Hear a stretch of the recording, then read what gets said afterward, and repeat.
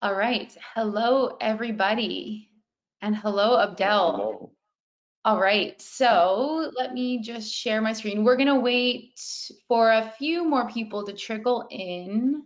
People already. So why don't we get started? We are here to talk about how to book 10 to 20 prospect calls a month using cold email outreach. And we're going to get all the secrets from our expert, Abdel Shafik. The reason for the time of the webinar, because we had a lot of people say the West Coast, this time isn't very good for the West Coast, but because Abdel is in England, he's at the latter part of his day, we're at the earlier part of our day, so we're trying to accommodate everybody. But you will have the recording after, so don't worry about that. And you can watch it at your convenience. So my name is Desiree Hellick. I think a lot of you have been on my webinars before. I usually do them monthly for the last couple years. And I own a digital marketing agency called Clarent, and we are best known for the Webinar Bee, which is a full service solution for webinars. So if you're a professional looking to do webinars to gain more clients or to communicate with your current clients, we take care of the headache of setting up the webinar, all the logistics associated with it, and all the promotions. And all you do is show up on the day of, kind of like this, and you would present your webinar. And let's kind of dive into a little bit about Abdel. So Abdel is the founder at Xanover, which is a lead generation company focused on B2B companies, where he will get you 15 to 20 qualified booked leads every month using his tactics. And welcome, Abdel. Thank you for being here. Thank you for having me here, Desiree. Awesome. So we are going to dive into a couple questions about you first, and then we're going to Mhm. dig into the secrets behind your success. Of And course. that is actually how I met Abdel, everybody, is he hooked me with his cold email outreach. That's how we met and we became partners. And if most of you know, there's a lot of cold email outreach right now, and the market is concentrated, but there are tactics that you can use that Abdel uses to really capture the attention of your target audience. And that's what we're gonna figure out how to do today. So first, Abdel, tell us about your story. How and why did you start Xanover? So the reason why how I started Xanover is because I've been learning about a lot about lead generation and the kind of the methodology and the science of turning a complete stranger into someone interested into your B2B offer, primarily B2B. And particularly where not just with the warm methods of referrals, paid ads, and that sort of stuff, where the leads is way more familiar. I was more focused on the cold methods where someone is a complete stranger, similar to how we initially met Desiree, and then converting them into a client. What's kind of the process between cold to closed? And that's what interested me. And I started learning about it, and then I started Xanover. And the reason I started it is because I want to help other companies with this. And this is a skill set that if you're really good at it, then you'll always be able to eat because B2B companies will always need sales calls on the calendar for them to sell their products and services. So that's essentially why and how I started the company. Awesome. And so you are also going to pharmacy school in England. Yes. How Yeah. do you balance running both your business and going to school? You kind of, so at first, it's extremely chaotic. You have lectures from 9 a.m. until 5 p.m. You have client campaigns that need to be taken care of. You have sales calls that you need to do for your own acquisition. You've got team members that need this. So at the beginning, it's very chaotic. You don't know what to do. But then slowly you kind of get used to it and you find order in the chaos. And now in all the breaks I have between lectures, I just purely focus on my business and the tasks that need to be done. And I don't and also there's another hack, and I don't recommend this if you're trying to do good at uni, is that you can just pretend to do uni work in lectures while you're actually on doing just business stuff. So open on Gmail, on Slack, whatever. I've been getting away with it for months now, so I've kind of perfected the art as well, and that's how I balance it. But there's also the aspect of a lot of my weekdays is just me working until 11 p.m. if I've been at uni all day, where I just take my laptop, go in the study room, and just take calls there. Like I think Desiree, me and you had the onboarding call while I was in the study room, and I stayed late in Yeah. university because I had stuff to get done. So you get used to it. You find order in the chaos. Yeah, that's, and I remember you and I were chatting a few days ago, and it was about when I was in college, I always worked. And the semesters I had 5 classes, which was a complete full course load, I was way more organized with my time than if I had 3 classes in a semester. I kind of procrastinated more and so it's the more you have to do, the more organized and efficient you are with your time. So that I guess helps you balance, right? No, absolutely, it does. It helps greatly because you have no room to procrastinate. You just need to get on it like this. Yeah, makes sense. So tell me what types of companies will benefit from cold email? Can everyone hear me? I just switched the mic. Yes. Can you hear me? Yeah. So the type of companies that will benefit from cold email is ones that, first of all, are B2B, because cold email is only legal for B2B companies where you have a product or service or proposal that you want to make for other companies. Then cold email is good for that. It's also if you have a clear ideal client profile that you want to go after, and we're speaking about what I mean by ideal client profile, but just kind of a picture of the types of companies that you want to go after. And also you have found product market fit, because cold email is one of those channels where it's about math, and all about a numbers game, where let's say for every 1,000 emails you send, you've been proven that the average booked calls is 3 to 4. Then if you want to decide that you want to have, I don't know, 30 calls on your calendar next month, then you can do the math and work it out and just put the data in the system. So cold email is fantastic for that because it is so scalable, because it's a math game.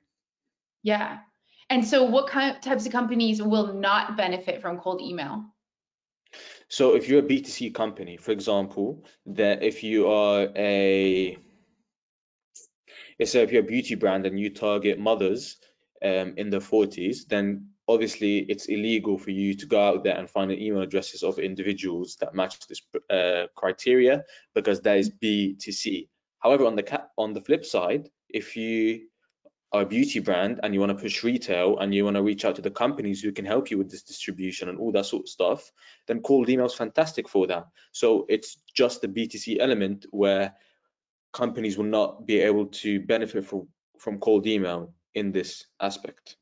Makes sense. And that's more of the list purchasing part of it, because you can't find people in an age group. You can do that with paid ads, but you can't do that with cold email, right? With paid, like gender specific, any type of income related stuff. Is there a way of getting around that where if you were a B2B company, let's say you're in finance or Mm. investments, right? And maybe you only focus on doctors and lawyers, let's just say, for example, is there a way around that where you could still do cold email outreach to them and still focus on doctors and lawyers because they are industry specific? There is a way to do that, and it would be primarily just make sure that you'd email their work email address with this Okay. offer, not their personal, so not the at Hotmail or at Outlook or at Gmail. It'd be at company name da da da da da. That's kind of the Okay. way we would get around that, is by emailing their company address that is publicly shared with their domain. Makes sense. Okay. All right, so I want to encourage everybody there's a question and chat tab on your window. So make sure you ask us questions throughout. We will do our best to get to all of your questions. So don't hesitate to ask questions throughout. We will also have a Q&A at the end. So Abdel, can you walk us through your secrets to setting up a successful cold email campaign? Of course, let's dive in. All right. So Here we go. the first step, and it's 4 pillars, and they're all intertwined with each other, and they all complement each other. If one of them is out of place, then the entire system falls out of place. The first step is market research and ideal client profile. Second is dream offer creation. 3 is effective messaging. And number 4 is conversion and follow-up. And we go through each one of those and each one of those pillars and breaking it down cohesively. So let's just start off with the first one, market research and ideal client profile. With this, you need to have absolute clarity on the kind of companies you want to be targeting and what industry are they at, what is the job titles of the individuals that will be benefiting from your offer slash service, okay? Where are they located? What are their pain points? What have they tried before? What is the dream outcome? And all of this you need to find out in relation to your offer slash service. For example, for us, because we are a B2B company and we primarily do lead gen, a director of client account will not be relevant to our offer, but it will be a director of sales because that's they're responsible for. So this is what I mean by the job titles, and you need to have clarity on their location, what their pain points, what is it that they're struggling with on a day-to-day basis in relation to your offer. So what my example, what is it on a day-to-day basis that director of sales and director of marketing struggle with when it comes to lead generation? What have they tried before to fix that? What is the dream outcome that they sit there on meetings trying to figure out? All these things are so important when it comes to cold email, and it's the absolute one of the pillars to seeing success with it, which then once we find out all of that information, we move on to dream offer creation. And the offer is the foundation of the email campaigns. It is essentially what you're going to be proposing to your ideal customers, ideal clients. And what is it that they can expect to buy from you and what they can expect to achieve from working with you. And as a little side note here, a service is not an offer. So paid ads is not an offer, webinars are an offer, SEO is an offer, cold email is an offer. The offer is we help so-and-so niche in current state become desired state in time frame using the mechanism, which is then that is your service without the pain point or problems that they've previously tried.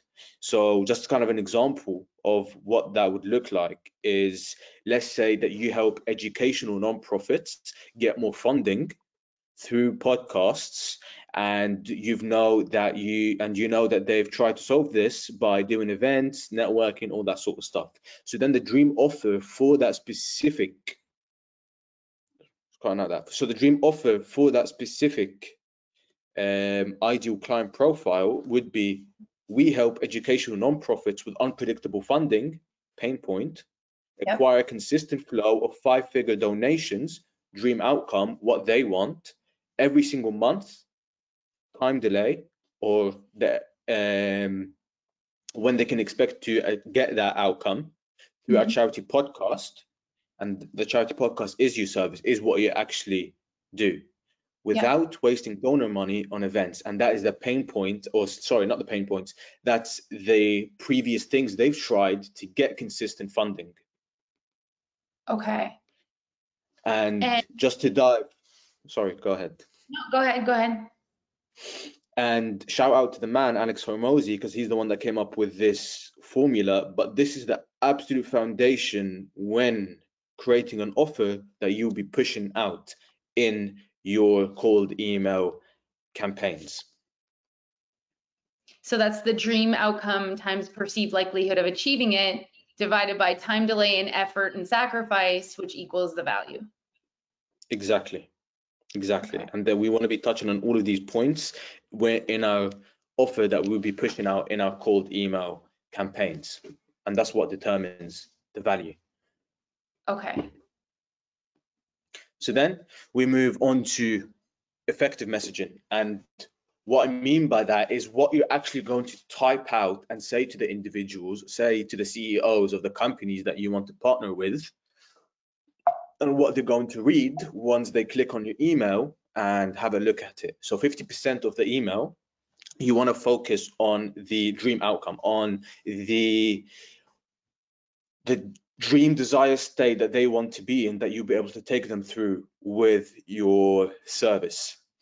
25%, you want to put it on the pain points without donor, without wasting money on donor events, without this, on the pain points of what they struggle with or what they've tried before. And the 25%, you want it on the mechanism. What is actually the service? How are you going to get them through? Is it a podcast like in a previous example? You also want to mention the mechanism because it also helps them understand and build that logical case in their head. And the last final point is we also want a case study in there just to act as social proof that, hey, we've done this for so-and-so companies and they achieved this outcome. And we want to have it with a soft call to action. What I mean by soft call to action, a soft call to action is one where it's, hey, do you mind if I send more information? Do you mind if I send a 2-minute video on how it works? Something where it's so easy, where there's such low commitment for them to be interested that you can easily funnel them into a booked call, which kind of an example of what effective messaging would look like is on the next slide. Hey John, wanted to reach out because we've been helping nonprofits like yours acquire a consistent flow of 5-figure donations every single month through our charity podcast instead of wasting donor money on events and for unpredictable funding. Our offer right there. It would only take 30 to 40 minutes per episode. That's kind of the effort and sacrifice that is required on their part. For example, we helped James, CEO of Hopkins Institute, acquire $67,000 donation last month from the podcast we set up for them. That is a case study too. To hey, look, we helped this person that was in the exact same scenario that you were in, and now they just got this outcome that I know you want too. Let me know if you're open to hear more information. This is just, it's super casual. Hey, interested? No? Okay. Yes, here's how it works. And then from there, you would funnel them into a call, which then moves on to the conversion pillar of this cold email system. And once we have their attention and once we have their interest, we need to be able to channel that into a booked call. Okay. And the number one rule for this is make sure to respond within 5 minutes. Look, I don't need to tell you that in 2024, people's attention span is as low as it's ever been. Everyone's scrolling on TikTok, everyone's scrolling on Reels. Like you ask someone what they had for dinner last night, they have no idea because they're just, what is the next thing? So we need to be absolutely crucial and need to be absolutely top of our mind to respond to the leads that have shown interest in our offer within 5 minutes. And we want to have beforehand templates for all possible responses. What are you going to say to Jean once he replies to you with, yes, send me more information? What are you going to say to Jean when he replies to you? How does it cost? You don't want to be sitting there thinking about the answers as they come to you because that's wasted time. We want to get back to them as soon as possible and we want to capture their attention, which then once we have our response and we want to push for the call, we always give them 2 potential dates that we want that we can have an introductory call for. And as a little side note here, never send a calendar link for them to book it in unless in the situation where you've been going back and forth 10 emails now, deciding on a time, and that's the only time where calendar link is viable. So how we go about booking them in is, hey John, our program works, da da da da da da da da da, answering the question, or our costing, da da da da da da da, answering a question. Do you mind if we discuss this further over an introductory call next Wednesday at 3 p.m. Eastern? Thursday at 11 a.m. works well too. Let me know. And that's that for the potential dates. And also, rule number 5, you never want to give pricing on an email. You never want to give pricing over an email. And this is so, so crucial, because they will not understand why you priced $5,000 a month, why you priced $3,000 a month. Because at the end of the day, you just text on the screen to them. So if you're telling them how much you're charging up front, where they're just like, okay, don't really care, They don't see delete. the value. They don't They don't see understand the the value value. when they hear the They don't price. see the value. They don't build the logical case in their head to why you're charging this much, because they don't know So what anything about you, frankly. So what happens, Abdel, if they, because I've seen this on our cold email, if they respond with, well, I don't want to waste my time with a call if I can't afford the pricing. So what do you do in that scenario? Then you say to them, look, we don't have copy and paste pricing. We price according to your specific situation. So our pricing, so for example, our pricing for a B2B company with 5 employees is not going to be the same for B2B companies with 50 employees, because one is looking for something. The smaller companies look for something completely different. They have a way smaller budget in comparison to the 50 employee one. So then that's why we always have custom pricing. Makes And sense. even if then they still want to know a number, you just be upfront and say to them, look, I can't give you a number because I don't know your specific situation, and I might overprice you, I might undercharge you. It would be pointless because I don't know what specifically you're struggling with, what specifically you're looking for.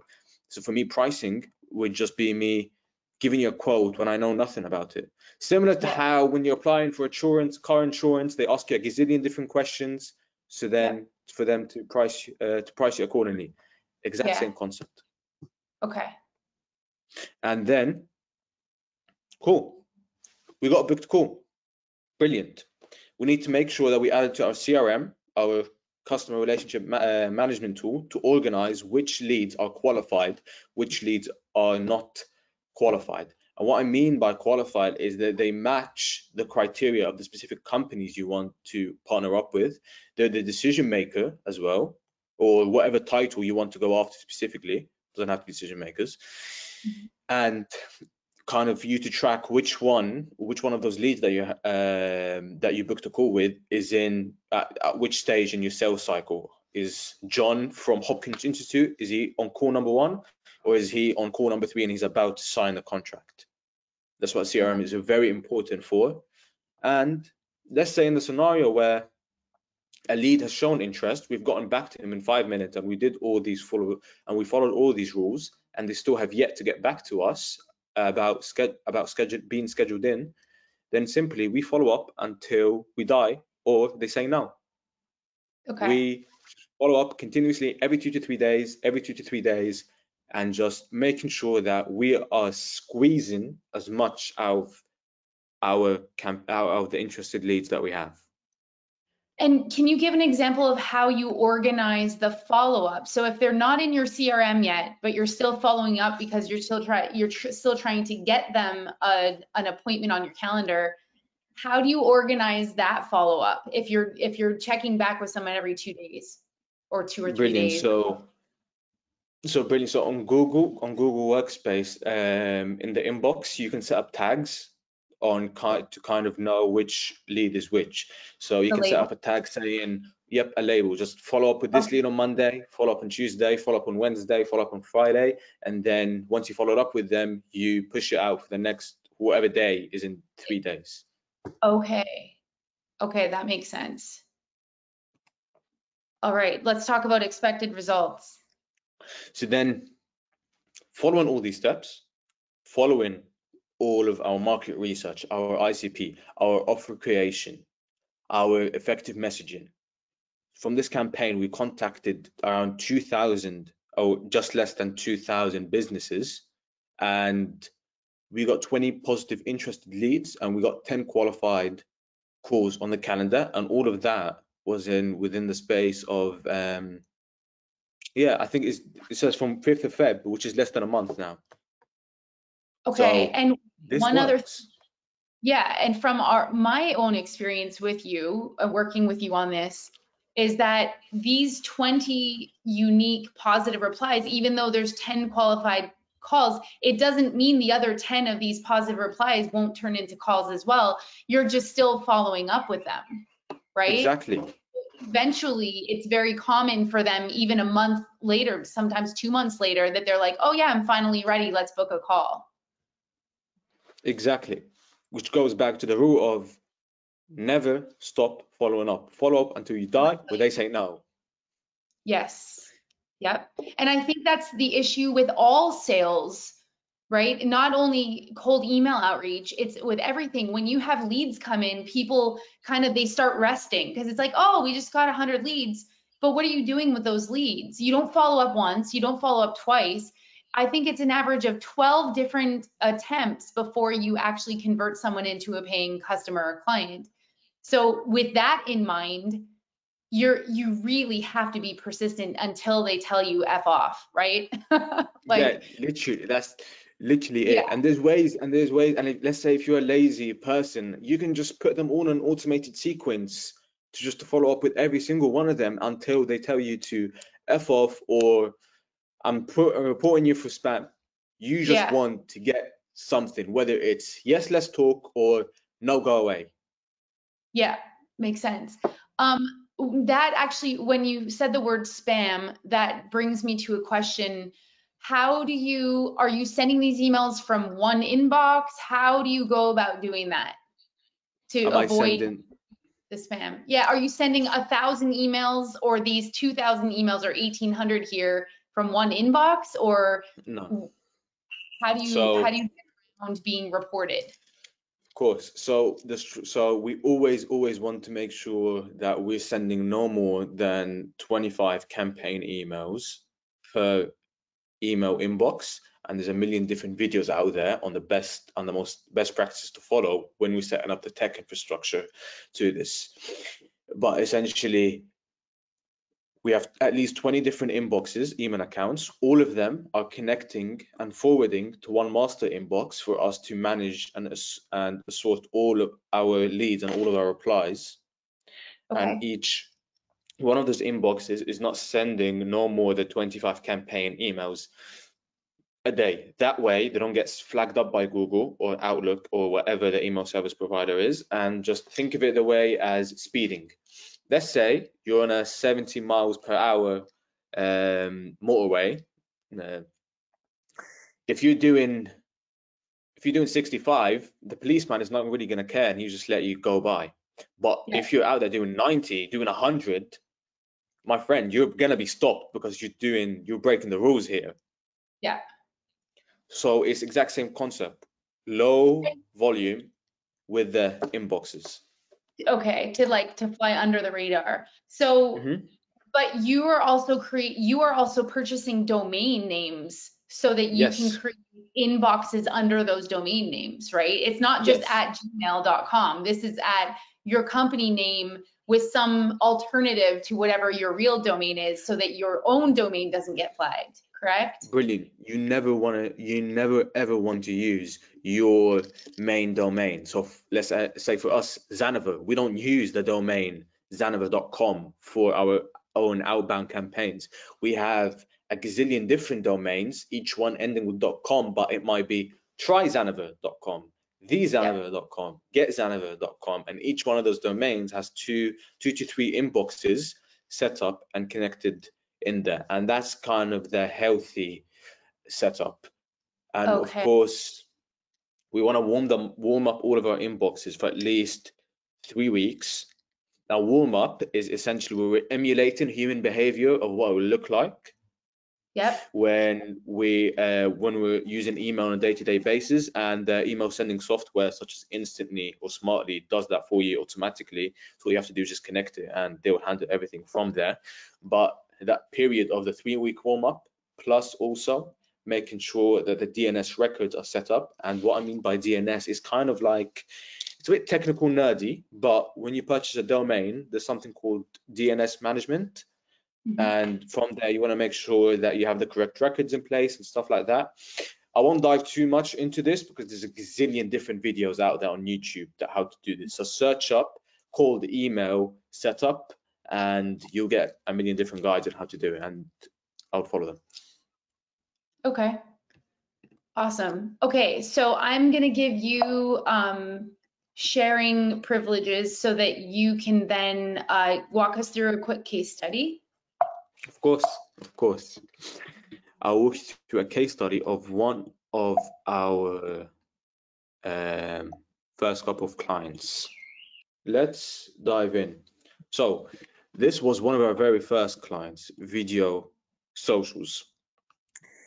Video Socials, they came to us in late of October 2023, struggling with their client acquisition. They were hardly getting any sales calls on the calendar with the decision makers of law firms, and that is their ideal client profile. They've never tried cold email before, and they were averaging 4 sales opportunities a month for the podcast for professionals service. So the business was purely relying on word of mouth and referrals for generating sales. And so far, we're getting them at least 25 sales opportunities every single month, and they're all qualified.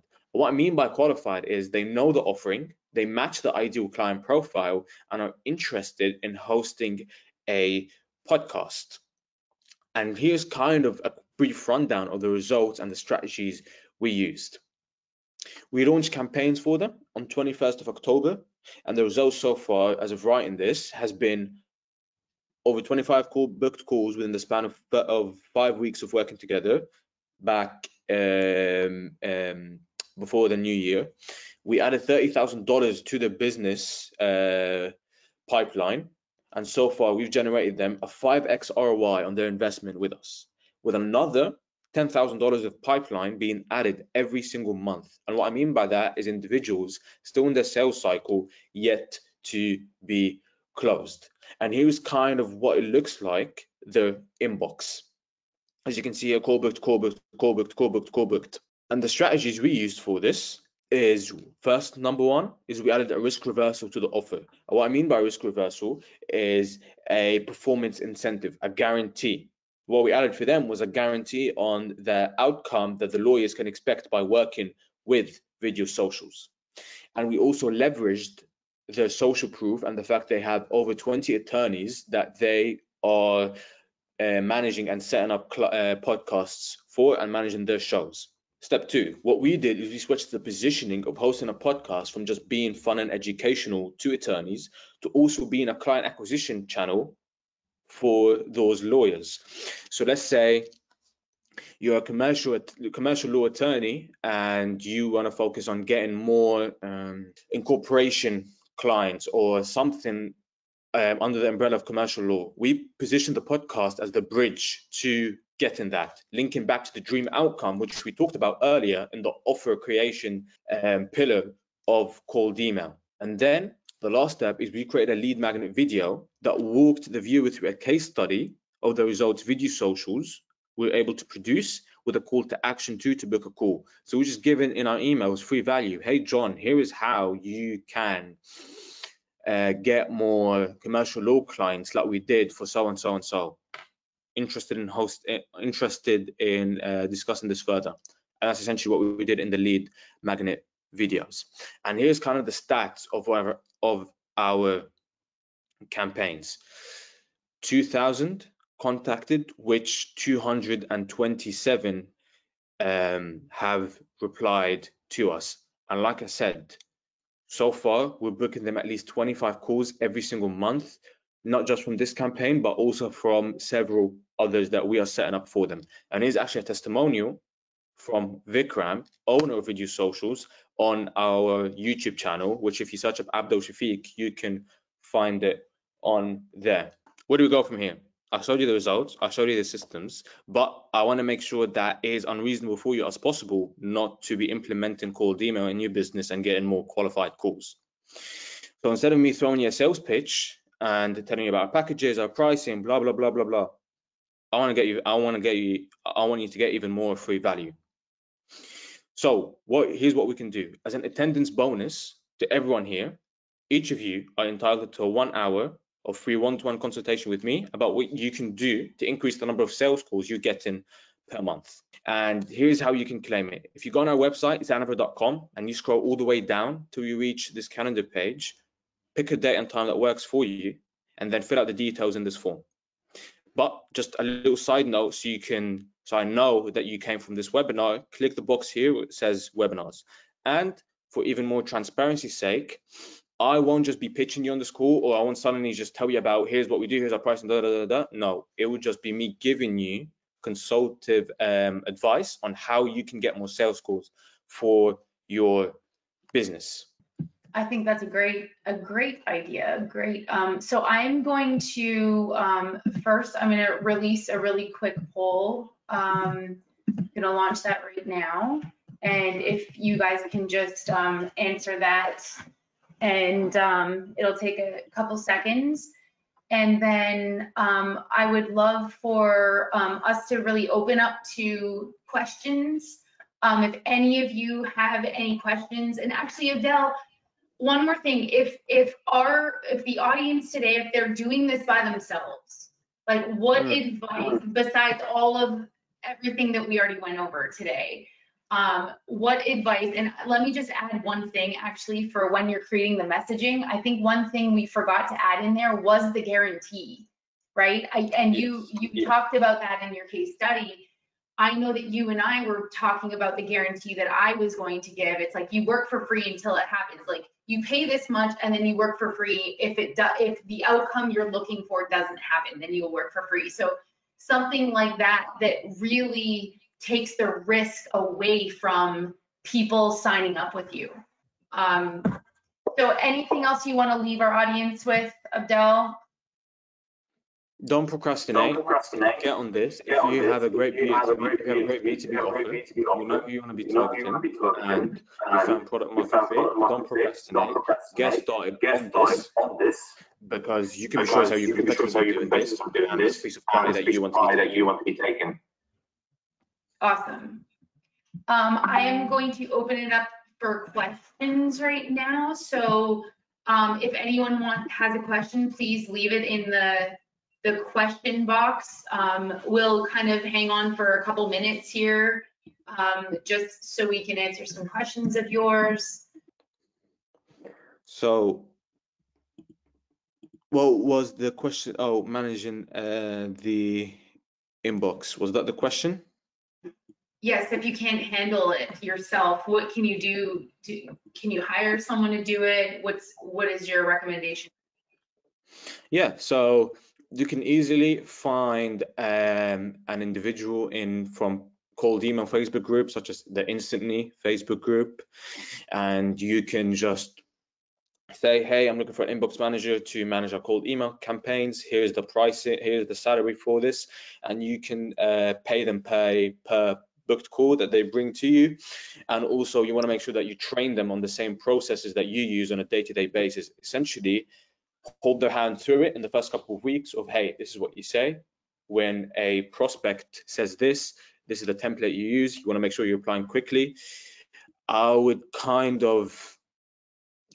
start thinking about the inbox management once you have a campaign that is consistently getting you leads through the door, and it's actually costing you more to sit there and do the campaign, the inbox management, than it is making you. But that's kind of, you would want to look at inbox management once you have a solid campaign that's getting you qualified calls consistently.